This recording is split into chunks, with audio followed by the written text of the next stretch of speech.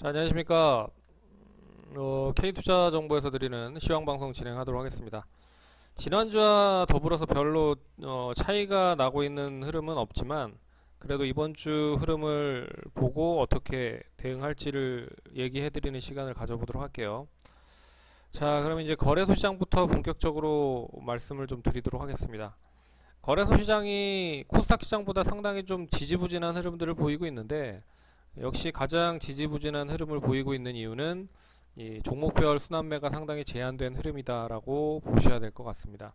그리고 외국인들에 대한 매수가 그래도 코스닥 시장에선 들어오고 있지만 거래소 시장에서는 주구장창 선물과 더불어서 매도를 하고 있다라는 것도 그렇게 썩 좋은 흐름을 보이지 못하고 있는 이유 중에 하나라고 볼 수가 있을 것 같습니다. 반면에 기관이 좀 거래소는 매수를 좀 단행을 하고 있어서 추가적인 하락을 방어를 하고 있는 흐름이다라고 보시면 될 것 같아요. 그래서 지수가 상승하고 거래소 시장 자체가 움직이기 위해서는 필요한 부분이 역시 시가총액 상위 종목들이 강세 흐름을 보여야 된다라고 보고 있지만, 최근에 시가총액 상위 종목들에 대한 상승 흐름이 좀 제한적인 그런 흐름이라고 보시면 좋을 것 같습니다. IT 대형주들이 올해까지도 실적이 상당히 긍정적일 수 있다라고 좀 보고 있지만, 결국 해외 시장 쪽에 기술주들이, 특히 미국 시장의 기술주들이 약세 흐름을 보이고 있다라는 게 문제인 것 같아요. 그래서 미국 기술주들이 전반적으로 하락을 하고 있다라고 하는 부분이 어떻게 보면 우리나라 IT 대형주뿐만 아니라 다른 기타 중소형주 IT주들도 못 가고 있는 이유 중에 하나라고 좀 보시면 될 것 같습니다. 그나마 좀 긍정적인 흐름이라고 좀 볼 수가 있는 부분이, 일단 중국 소비주들이 상승을 하고 있다라는 부분인데요. 이 중국 소비주들은 의미를 좀 부여할 수 있는 게 뭐냐면, 코스닥 시장과의 교집합적인 성격에 있는 그런 종목들이 많다라는 부분입니다.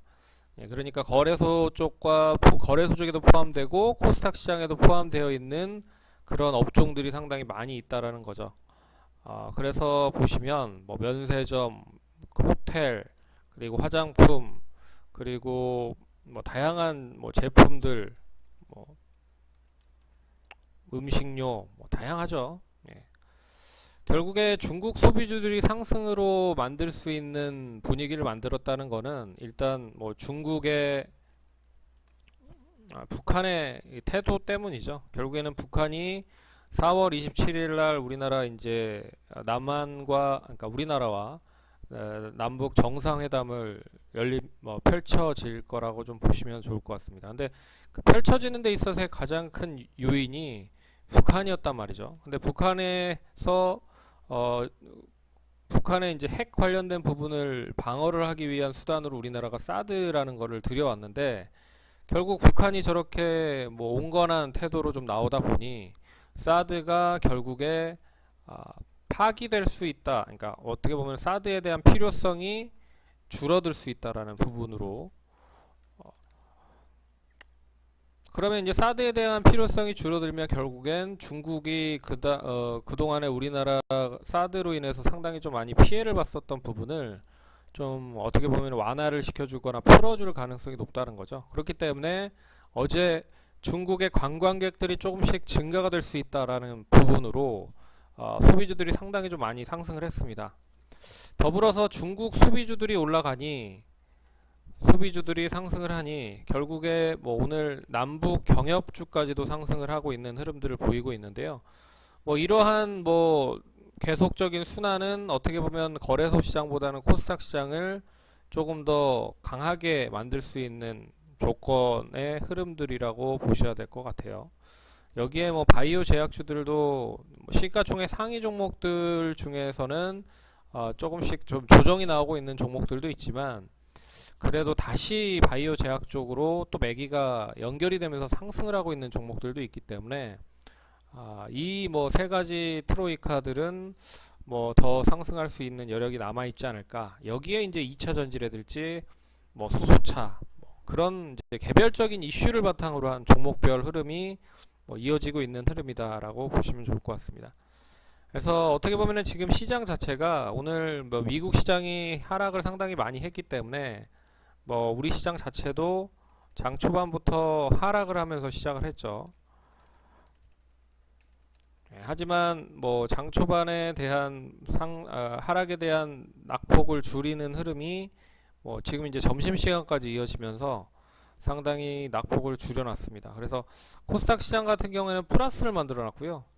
거래소 시장 같은 경우에는 일단 아직까지 뭐 낙폭을 계속 줄이고 있는 가운데지만 뭐 0.38% 정도 하락에 대한 부분이 상당히 줄어들었다라고 보시면 좋을 것 같습니다.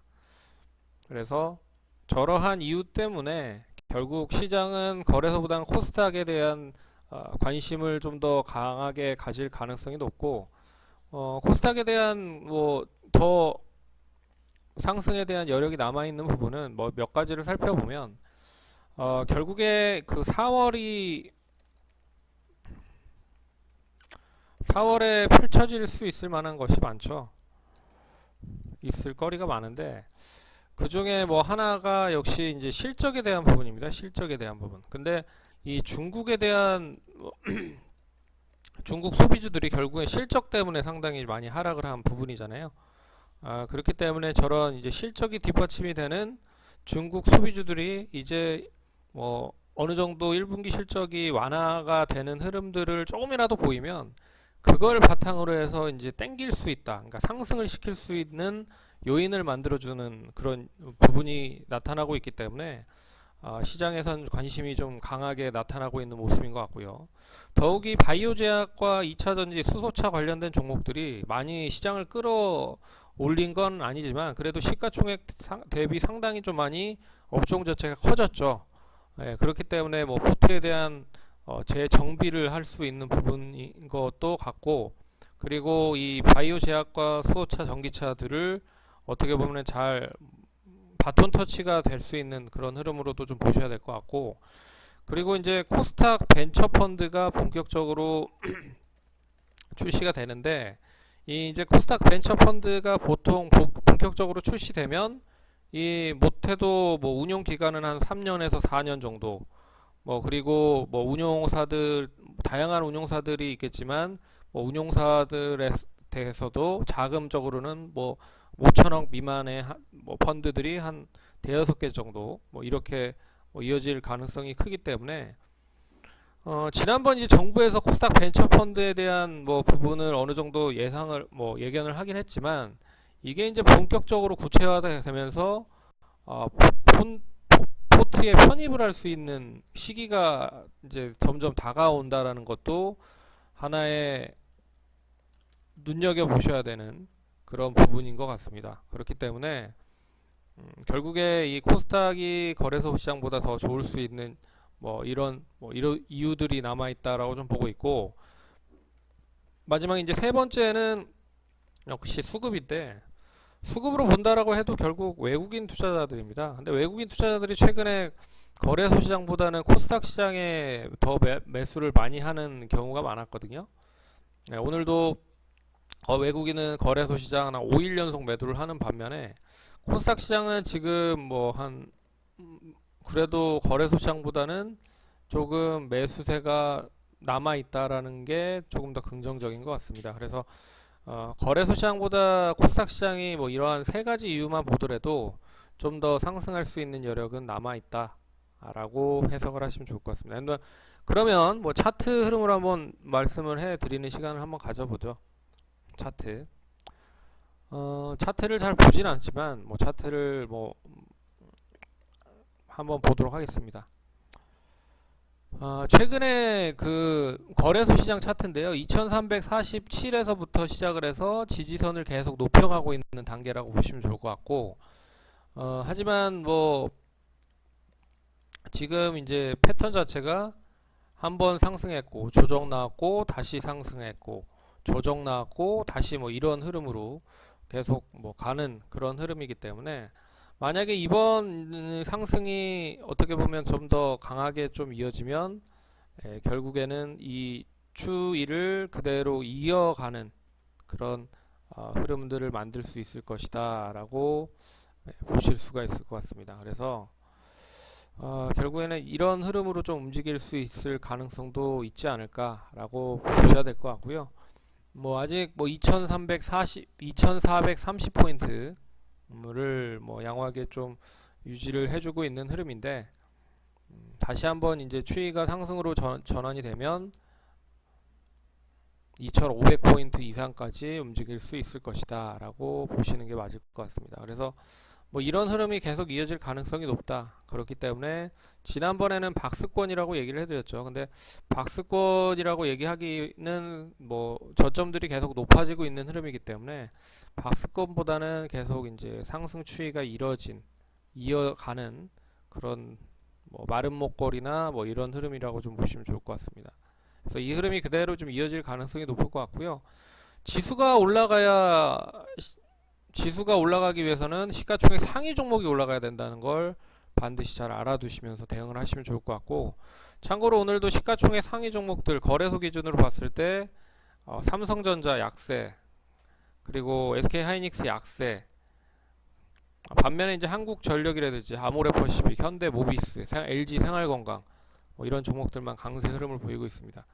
근데 시가총액 비중 자체가 별로 높지 않아요. 그렇기 때문에 지수 자체가 뭐 그렇게 썩 강한 흐름을 보이지 못하는 모습인 것 같습니다. 반면에 이제 코스닥 시장 같은 경우에는 거의 이제 박스권 흐름이라고 좀 보시면 좋을 것 같아요. 825에서 한 890포인트 계속 왔다리 갔다리 하는 그런 흐름들을 보이고 있는데, 근데 이런 흐름들을 보이는 가장 큰 이유 중에 하나가 뭐 해외 쪽 미국 쪽 지수라고 좀 보셔야 될 것 같습니다. 근데 미국 쪽 지수를 보시면 나스닥도 그렇고 다우 지수도 이미 뭐 장기 이평선을 단기적으로 좀 하향을 한 그런 흐름이거든요. 그래서 오늘 기술적 반등이 미국 쪽에 좀 나와야 이 추이가 다시 박스권 상단까지 이어질 수 있을 것이다.